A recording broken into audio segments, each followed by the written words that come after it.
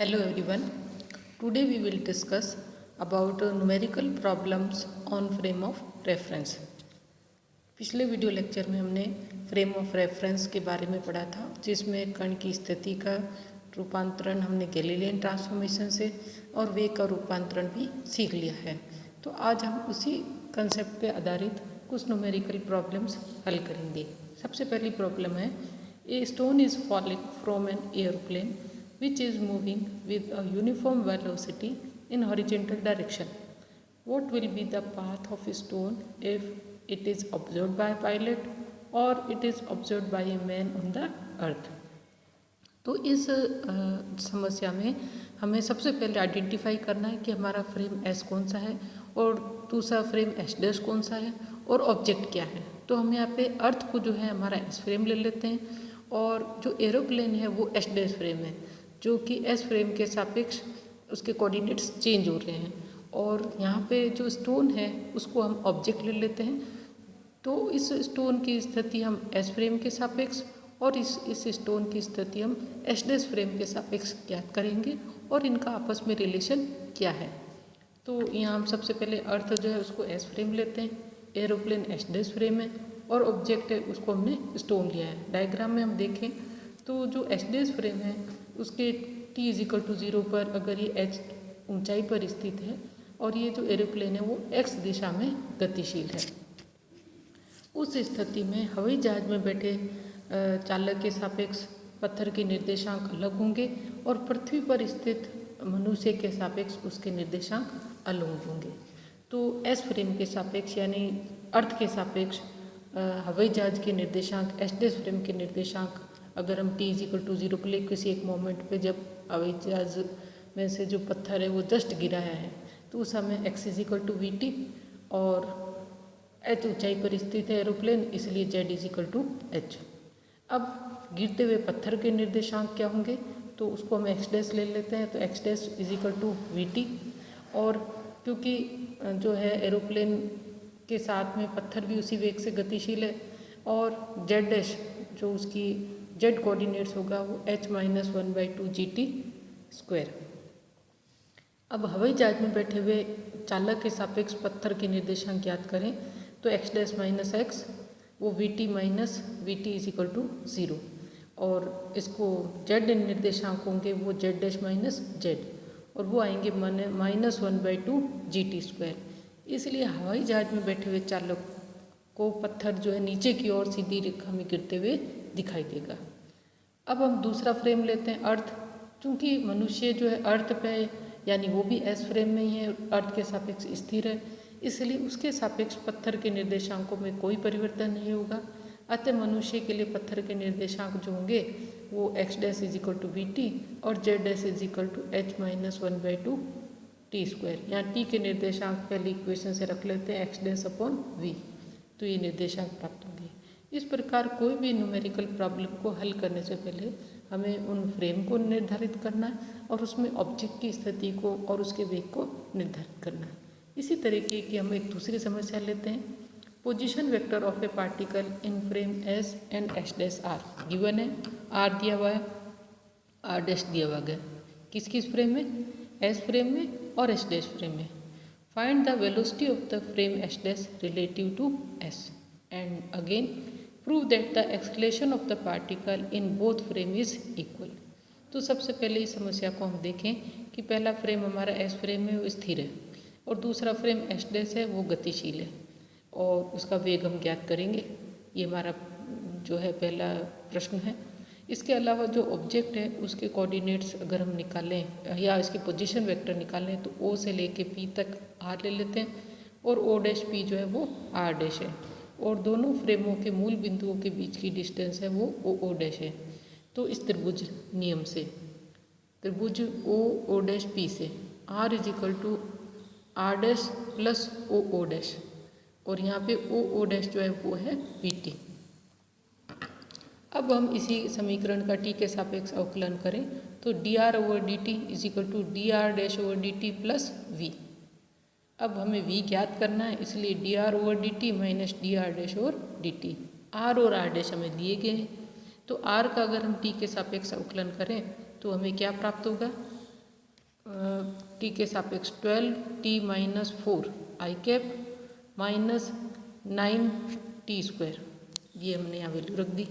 इसी तरीके से आर डैश का भी टी के सापेक्ष अवकलन करेंगे और यह मान रखने पर ये 12t से 12t कैंसिल हो जाएगा और 9t स्क्वायर से 9t स्क्वायर जे कैप कैंसिल हो जाएगा और हमें जो वेलोसिटी है -7 आई कैप मीटर पर सेकंड प्राप्त होगी। दूसरे प्रश्न के दूसरे भाग में हमें यही प्रूव करना है कि जो है निर्देशांतर s और s डैश में कण का त्वरण समान है। तो इसलिए हम s डैश फ्रेम में जो त्वरण ज्ञात करते हैं यानी जो dr/dt उसको एक बार और अवकलन करते हैं, इसी तरह से s फ्रेम में भी त्वरण ज्ञात करते हैं और दोनों समान प्राप्त होते हैं। अतः दोनों निर्देश तंत्रों में कण का त्वरण समान है। तीसरे समस्या के रूप में हम एक प्रॉब्लम लेते हैं।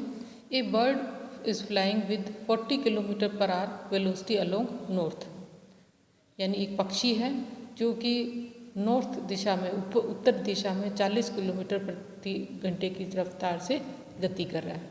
ए train is moving with 40 kilometre per hour along east, और जो ट्रेन है वो 40 किलोमीटर प्रति घंटे की रफ्तार से पूर्व दिशा की ओर गतिशील है। Find the velocity and direction of the bird with respect to a passenger in the train.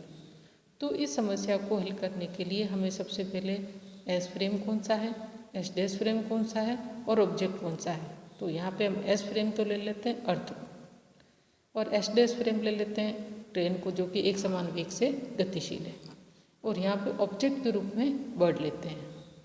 तो सबसे पहले जो अर्थ है वो स्थिर है और एस डैश फ्रेम अर्थ के सापेक्ष किस वेग से गतिशील है, तो जो ट्रेन है वो 40 किलोमीटर पर आवर से गतिशील है।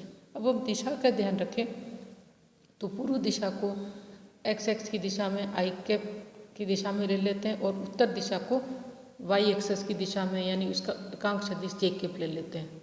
तो एस फ्रेम के सापेक्ष जो ऑब्जेक्ट का वेग है, इसी तरह से एस फ्रेम के सापेक्ष ट्रेन का वेग, तो ट्रेन जो है वो 40 किलोमीटर प्रति घंटा की रफ्तार से ईस्ट में गतिशील है, इसलिए ये हो जाएगा 40 आई कैप। और एस फ्रेम के सापेक्ष बर्ड का जो वेग है वो ऑब्जेक्ट का वेग हो गया एक तरीके से, तो 40 जे कैप। अब एस फ्रेम के सापेक्ष हमें बर्ड की वेलोसिटी निकालनी है स्थिर फ्रेम के सापेक्ष, तो वो दी हुई है। एस डैश फ्रेम के सापेक्ष बर्ड का वेग वी डैश होगा, तो क्योंकि हम जानते हैं R dash is equal to R minus V naught T, और इसका अवकलन करेंगे तो V dash is equal to V minus V naught. हम इसमें वैल्यू रख देंगे 40 J cap minus 40 I cap.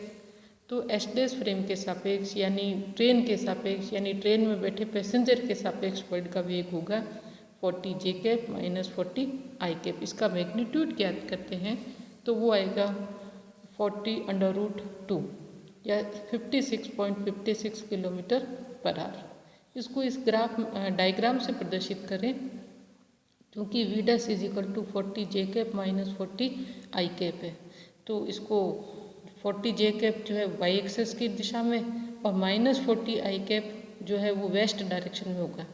तो इसका जो परिणामी है वो हमें ओ बी वेक्टर मिलेगा और वो होगा 56 माइनस 56 किलोमीटर पर आवर।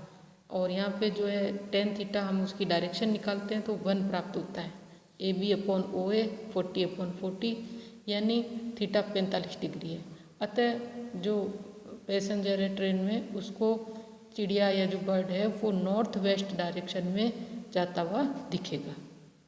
तो इस तरीके से हम चूँकि पृथ्वी पे सापेक्ष अगर कोई ऑब्जेक्ट है या मनुष्य पृथ्वी पर है खड़ा है तो उसको चिड़िया जो उत्तर की ओर ऊपर की ओर जाती हुई दिख रही है, लेकिन ट्रेन क्योंकि पूर्व दिशा में गतिशील है इसलिए उसमें बैठे हुए मनुष्य को चिड़िया उत्तर पश्चिम दिशा में जाती हुई दिखेगी। तो हम कह सकते हैं कि फ्रेम की गति का ऑब्जेक्ट की गति पर या उसके कोऑर्डिनेट्स पर बहुत फर्क पड़ता है।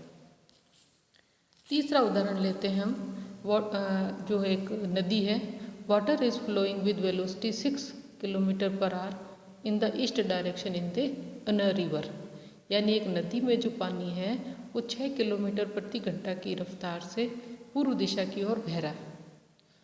and a boat is moving with velocity 8 km per hour with respect to water in the north direction. और इस जो नदी है उसमें एक नाव 6 किलोमीटर प्रति घंटे की रफ्तार से उत्तर दिशा की ओर जा रही है। Calculate the velocity of boat with respect to earth, यानी अगर एक मनुष्य अर्थ पे खड़ा हो और उस बोट को देखे तो वो उसको किस दिशा में जाती हुई दिखेगी। तो यहाँ हम देखेंगे कि हमारा जो एस फ्रेम है उसको तो हम ले लेते हैं अर्थ को, और रिवर को ले लेते हैं एस डैश फ्रेम जो कि एक निश्चित वेग से गतिशील है, और बोट को ले लेते हैं हम ऑब्जेक्ट। तो सबसे पहले हम एस फ्रेम के सापेक्ष स्थिर फ्रेम के सापेक्ष गतिशील फ्रेम का वेग देखें तो वो हमें दिया गया है 6 आई कैप, क्योंकि जो नदी है वो पूर्व दिशा की ओर बह रही है, तो पूर्व दिशा की ओर एकांक सदिश जो है वो आई कैप ले लेते हैं, तो 6 आई कैप। और जो बोट है वो नाव के सापेक्ष, जो नाव है वो नदी के पानी के सापेक्ष 8 किलोमीटर प्रति घंटा की रफ्तार से गतिशील है, यानी ऑब्जेक्ट की velocity in S dash frame v dash is equal to 8 J cap. तो अब हमें एस फ्रेम में उस नाव की वेलोसिटी ज्ञात करनी है, यानी अर्थ के सापेक्ष। तो क्योंकि हम जानते हैं कि R dash is equal to R minus V naught T, so V dash is equal to V minus V naught, और V is equal to V dash plus V naught. V dash है हमारा 8 I cap plus 6 8 I J cap plus 6 I cap, और इसका जो परिणामी मान होगा वो होगा 10 किलोमीटर प्रति घंटा। और अगर हम इसमें दिशा का ज्ञान करें तो tan theta is equal to 8/6 is equal to 4/3, या theta is equal to tan inverse 4/3 from east. It means earth पे अगर कोई ऑब्जर्वर है और उसको नाव को देखता है तो वो उसको 10 किलोमीटर प्रति घंटा की डायरेक्शन से ईस्ट से 4/3 या tan इनवर्स 4/3 का एंगल बनाती हुई जाती हुई दिखाई देगी। यानी नाव के सापेक्ष उस जो नाव का नदी के सापेक्ष वेग है वो 8 किलोमीटर प्रति घंटा, और मनुष्य जो अर्थ पे है उसके सापेक्ष उसका वेलोसिटी है वो 10 किलोमीटर पर आवर है। नदी के सापेक्ष वो उत्तर की ओर जा रही है, जबकि इसमें वो tan इनवर्स 4/3 का एंगल बनाती हुई पूर्व दिशा से गतिशील है। तो इस प्रकार जो फ्रेम्स ऑफ रेफरेंस से रिलेटेड न्यूमेरिकल्स हैं उन समस्याओं को हल करते समय हमें पहले स्थिर फ्रेम क्या है और उस स्थिर फ्रेम के सापेक्ष जो गतिशील फ्रेम है एस डैश फ्रेम उसका वेलोसिटी क्या है, ऑब्जेक्ट है, ऑब्जेक्ट की वेलोसिटी किस फ्रेम में दी गई है, किस फ्रेम में हमें ज्ञात करनी है। ये सब रिलेशन अगर हमारे ध्यान में होंगे तो हम इन समस्याओं को बड़ी आसानी से हल कर पाएंगे।